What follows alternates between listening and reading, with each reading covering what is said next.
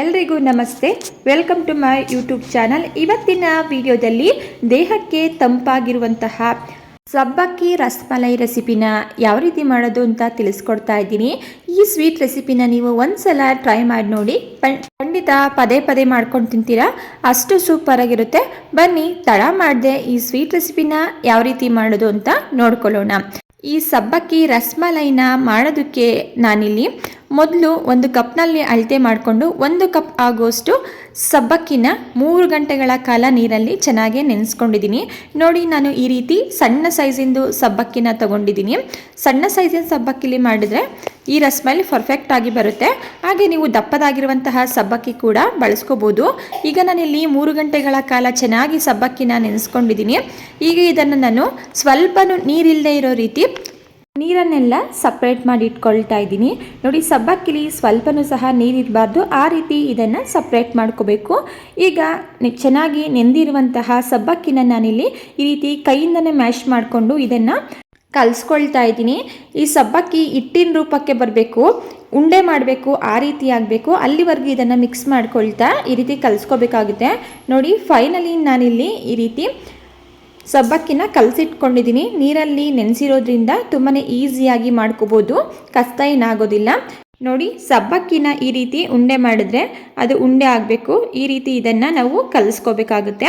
ಈಗ ಇದಕ್ಕೆ ನಾನಿಲ್ಲಿ 1 ಸ್ಪೂನ್ ಆಗೋಷ್ಟು ಸಕ್ಕರೆನ ಸೇರಿಸ್ಕೊಳ್ತಾ ಇದ್ದೀನಿ. ಸಕ್ಕರೆನ ಸೇರಿಸ್ಕೊಂಡು ಸಬ್ಬಕ್ಕಿ ಜೊತೆ ಚೆನ್ನಾಗಿ ಹೊಂದ್ಕೊಳ್ಳೋ ರೀತಿ ಇದನ್ನು ಮಿಕ್ಸ್ ಮಾಡ್ಕೊಳ್ತಾ ಇದ್ದೀನಿ.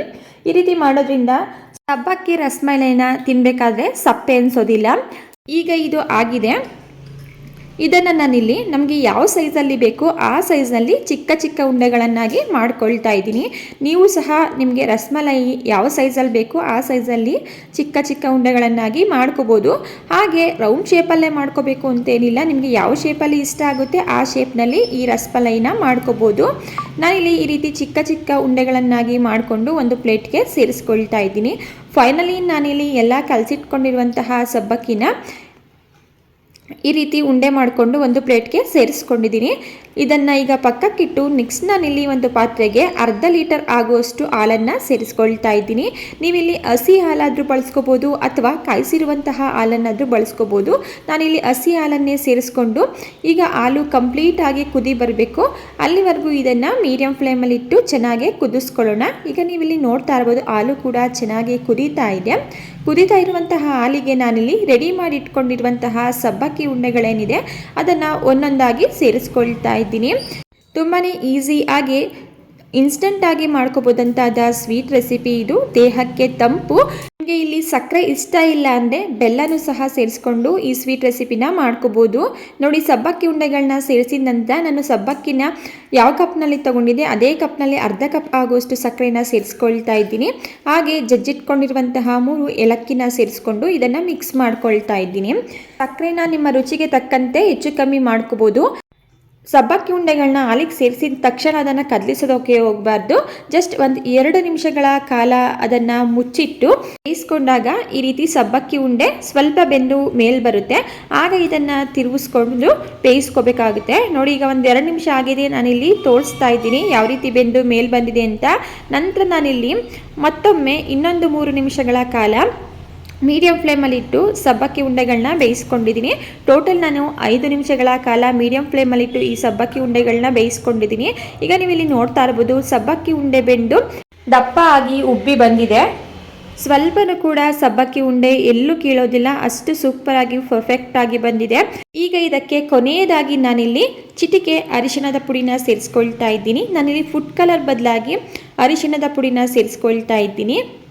ನಿಮಗೆ ಫುಡ್ ಕಲರ್ ಸೇರಿಸಲಿಕ್ಕೆ ಇಷ್ಟ ಇತ್ತು ಅಂತ ಹೇಳಿದ್ರೆ ಸ್ವಲ್ಪ ಫುಡ್ ಕಲರ್ನೇ ಸೇರಿಸ್ಕೋಬೋದು. ಇಲ್ಲಾಂದರೆ ಸ್ವಲ್ಪ ಕೇಸರಿನ ಹಾಲಲ್ಲಿ ನೆನೆಸಿ ಅದನ್ನು ಸಹ ಸೇರಿಸ್ಕೋಬೋದು.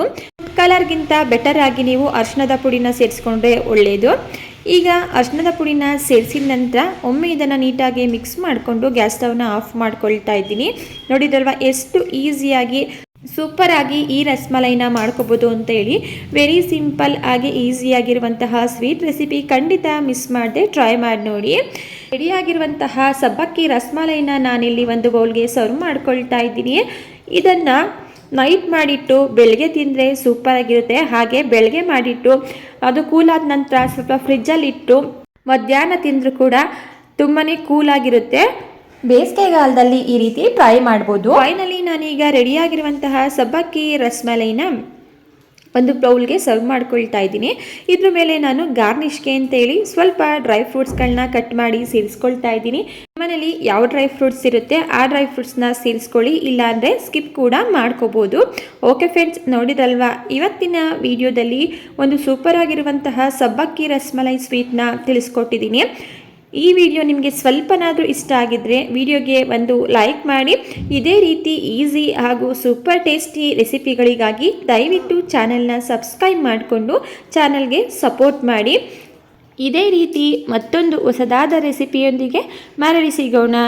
Thank you for watching.